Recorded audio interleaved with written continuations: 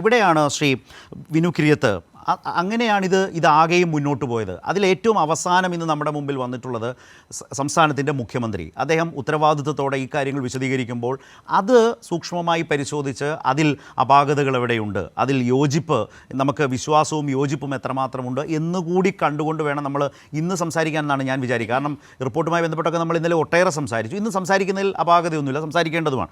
അങ്ങനെ മുഖ്യമന്ത്രി ഇക്കാര്യത്തിൽ ഇന്ന് വളരെ സ്പഷ്ടമായ ഒരു അഭിപ്രായം വളരെ പരസ്യമായി വളരെ വ്യക്തമായി പറഞ്ഞു വെച്ചത് താങ്കളെ സംബന്ധിച്ച് അതിനെ എങ്ങനെയാണ് സമീപിക്കുന്നത്? ഒന്നാമത്തെ കാര്യം, ഈ കമ്മിറ്റി, ഹേമ കമ്മിറ്റി കേസ് അന്വേഷിക്കണം എന്നൊരു ശുപാർശ വെച്ചിട്ടില്ല.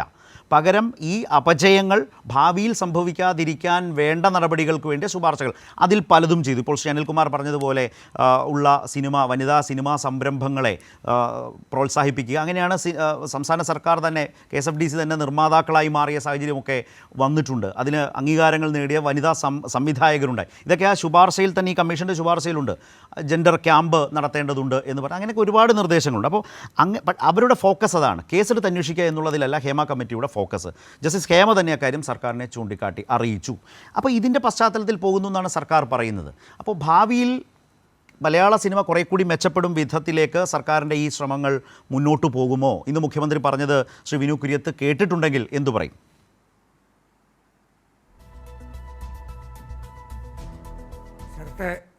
എൻ്റെ മാട്ടുപ്പെട്ടി മച്ചാൻ എന്ന് പറയുന്ന ചിത്രത്തിലെ അമ്പിളിച്ചേട്ടൻ്റെ ഇൻട്രൊഡക്ഷനിലൊരു ഡയലോഗുണ്ട്. എന്താ താമസിച്ചെന്ന് ചോദിക്കുമ്പോൾ സ്വപ്പ താമസിച്ചു പോയി, അതുകൊണ്ടാണ് എന്താ ലേറ്റായത്, സ്വപ്പ താമസിച്ചു പോയി, അതുകൊണ്ടാണ് ലേറ്റായെന്ന് പറഞ്ഞ പോലെ ഹേമ കമ്മിറ്റി റിപ്പോർട്ടിൽ കോടതിയിൽ പോയിട്ടില്ല. അവർ കാലതാമസം ഉണ്ടാവുമെന്ന് അവർക്ക് അറിയില്ലായിരുന്നു. 4.5 വർഷം ഈ 4.5 വർഷം ഇതൊരു പോലീസ് കേസല്ല, താങ്കൾ പറഞ്ഞ പോലെ ഇത് കോടതിയിൽ പോയിട്ടില്ല, ഒരു റിപ്പോർട്ടാണ്. ആ റിപ്പോർട്ട് വരാൻ 4.5 വർഷം എടുത്തു എന്ന് പറഞ്ഞതിന് ശേഷം നമ്മളൊന്ന് ആലോചിക്കണം. അതിനുശേഷം സിനിമാ മേഖലയിൽ എത്ര പ്രശ്നങ്ങൾ വീണ്ടും ഉണ്ടായി, എത്ര പരാതികൾ വീണ്ടും ഉണ്ടായി പലർക്കെതിരെയും.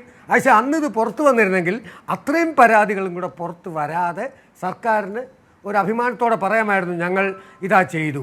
ഇപ്പോൾ എന്തു പറ്റി? ഇപ്പോഴും റിപ്പോർട്ട് വിടാൻ കാരണക്കാർ സർക്കാരോ അല്ലെങ്കിൽ WCC അല്ലല്ലോ.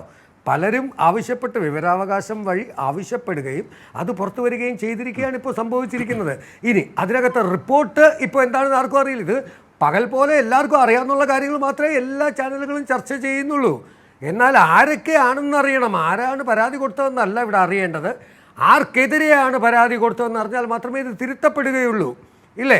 ഇല്ലെങ്കിൽ ഇതുകൊണ്ടുള്ള ഈ ജനങ്ങളുടെ നികുതി പണമെടുത്ത് ചെയ്ത ഇതിന് ഒരു സൊല്യൂഷൻ എന്താണെന്ന് ഒരു സർക്കാരും പറയുന്നില്ല, ചർച്ചയിൽ വരുന്നവരും പറയുന്നില്ല. അപ്പോൾ തീർച്ചയായിട്ടും ഇതിന് ഒരു ചർച്ച നടത്തി WCCയും സംഘടനകളും ചേർന്ന് എത്രയും പെട്ടെന്ന് ഇതിനൊരു സൊല്യൂഷൻ, ഈ ഇത്രയും പേര് ഇത് ആരെ രക്ഷിക്കാൻ വേണ്ടിയിട്ടാണോ പുറത്ത് വിടാതിരിക്കുന്നത്, അതല്ല ഇവിടെ ആവശ്യം. ഇനിയുള്ള കാലം സിനിമയിൽ സ്ത്രീകൾക്ക് സധൈര്യം ജോലി ചെയ്യാൻ, സിനിമയിലൊന്നും മാത്രമല്ല കേട്ടോ, ഒരു പൊതു നിയമം എല്ലാ തൊഴിലിടത്തിലും സ്ത്രീകൾക്ക് സുരക്ഷിതത്വം വേണം. കാരണം സ്ത്രീ സുരക്ഷിതത്വം ഏറ്റവും കൂടുതൽ പറഞ്ഞിട്ടുള്ളൊരു പാർട്ടിയാണിത്. ഇതിലൊരു കാര്യം മുഖ്യമന്ത്രി പറഞ്ഞതിൽ ഒരു ഭാഗം, മുഖ്യമന്ത്രി പറഞ്ഞൊരു കാര്യം, ഈ കാലയളവിൽ എന്ന് പറഞ്ഞാൽ താങ്കൾ ഇപ്പോൾ പറഞ്ഞ പോലെ എത്രയോ സംഭവങ്ങളുണ്ടായി, അതിൽ പോക്സോ കേസ് അടക്കം എടുത്ത സാഹചര്യമുണ്ട്. സംവിധായകർക്കെതിരെ, നടന്മാർക്കെതിരെ ഒക്കെ കേസെടുത്ത നിരവധിയായ സംഭവങ്ങൾ സിനിമാ മേഖലയിൽ ഇതിനുശേഷം സംഭവിച്ചിട്ടുണ്ട്. അതുപോലെ തന്നെ ഈ ഹേമ കമ്മിറ്റി റിപ്പോർട്ട് വന്നതിനെ തുടർന്നാണ് സിനിമ ഷൂട്ടിംഗ് ലൊക്കേഷനുകളിൽ IC വന്നത്, ആഭ്യന്തര പരാതി പരിഹാര സെല്ലുകൾ ഉണ്ടായത് എന്ന് പറയുന്ന നടപടികൾ, അതുപോലെ തന്നെ വനിതാ ചലച്ചിത്ര സംരംഭകരെ പ്രോത്സാഹിപ്പിക്കാനുള്ള സ്റ്റെപ്സ് എടുത്തത്, അതിൻ്റെ വളരെ ഗൗരവപ്പെട്ട അടുത്ത ഘട്ടമാണ്. ആ ഘട്ടത്തിലാണ് ഒരു സർക്കാർ സിനിമാ നയം രൂപീകരിക്കാൻ പോകുന്നത്. മാത്രമല്ല ഈ കമ്മീഷൻ മുന്നോട്ട് വെച്ചിട്ടുള്ള ഏറ്റവും പ്രധാനപ്പെട്ട ആവശ്യം എന്ന് പറയുന്നത് ഒരു റെഗുലേറ്ററി കമ്മീഷനാണ്.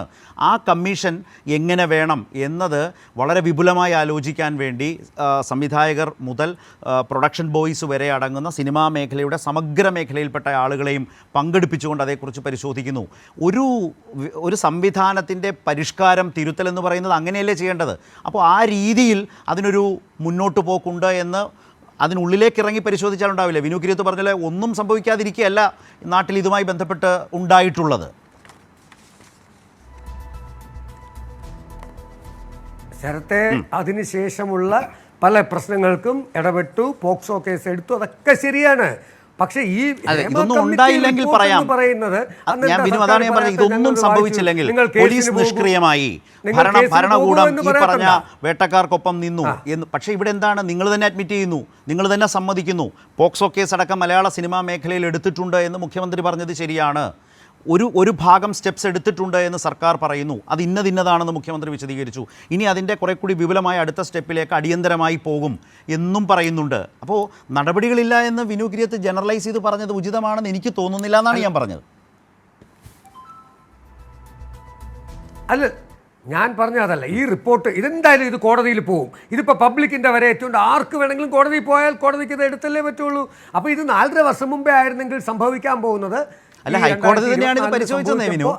ഇത് കോടതിയിൽ പോകുന്നല്ല, കോടതിയിൽ പോയെന്നേ വിനു. ഹൈക്കോടതി ജഡ്ജി ജസ്റ്റിസ് വി ജി അരുണിന്റെ ഉത്തരവിനെ തുടർന്നല്ലേ വന്നത്. അദ്ദേഹം തന്നെ പറഞ്ഞത് എന്താണ്, അല്ലെങ്കിൽ കോടതി തന്നെ പറഞ്ഞത് എന്താണ്, നിങ്ങൾ ആഗ്രഹിക്കുന്നത് പോലെയുള്ള ആ ഒരു 62 പേജും ഭാഗവും അല്ല ചർച്ച ചെയ്യേണ്ടതെന്ന് കോടതി തന്നെയാണ് പറഞ്ഞത്. അപ്പോൾ വ്യക്തമല്ലേ കാര്യങ്ങൾ? കോടതി തന്നെ പറഞ്ഞു അതല്ല ചർച്ച ചെയ്യേണ്ടത്. അപ്പോൾ കോടതിയിൽ പോയതാണ്. അപ്പോൾ ഇനിയിപ്പോൾ എന്താണ് നമ്മുടെ സർക്കാർ ചെയ്യാൻ പോകുന്നത്?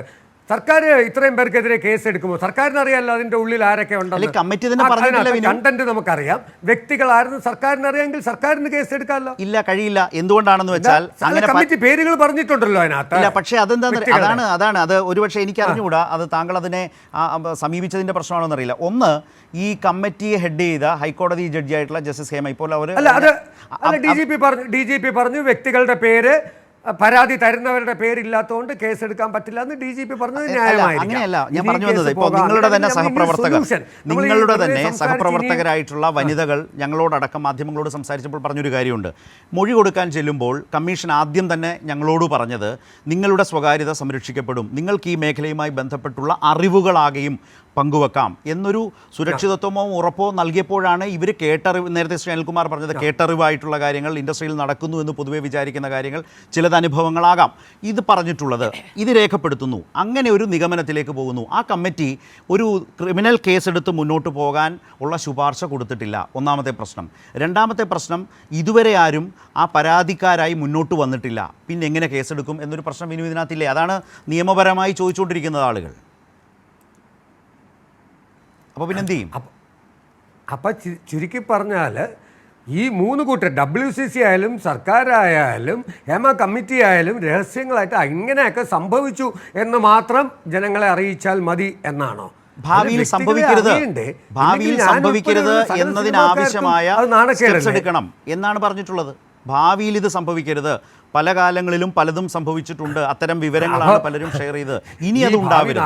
നോക്കൂ, 4.5 വർഷത്തെ ഭാവി പോയില്ലേ? 4.5 വർഷത്തെ ഭാവി പോയി. അപ്പോൾ ഞാൻ പറഞ്ഞു, നമ്മൾ ഈ കഴിഞ്ഞു ഈ പറഞ്ഞ പോലെ ഇനി എത്രയും പെട്ടെന്ന് ബഹുമാനപ്പെട്ട മുഖ്യമന്ത്രി എല്ലാ വിഭാഗത്തിലെയും സിനിമാ മേഖലയിലെ എല്ലാ സംഘടനകളും ഈ WCCയുമായി ഒരു തുറന്ന ചർച്ച വച്ചിട്ട് അതിന് ഉടനെ ഒരു സൊല്യൂഷൻ ഉണ്ടാക്കുക, WCCക്ക് പൂർണ്ണ അവകാശം കൊടുക്കുക, അവർക്ക് സ്ത്രീകൾ മുഴുവൻ WCCയിൽ മെമ്പർഷിപ്പ് എടുത്താൽ മാത്രമേ ഇനി സിനിമയിൽ അഭിനയിക്കാൻ പറ്റൂ.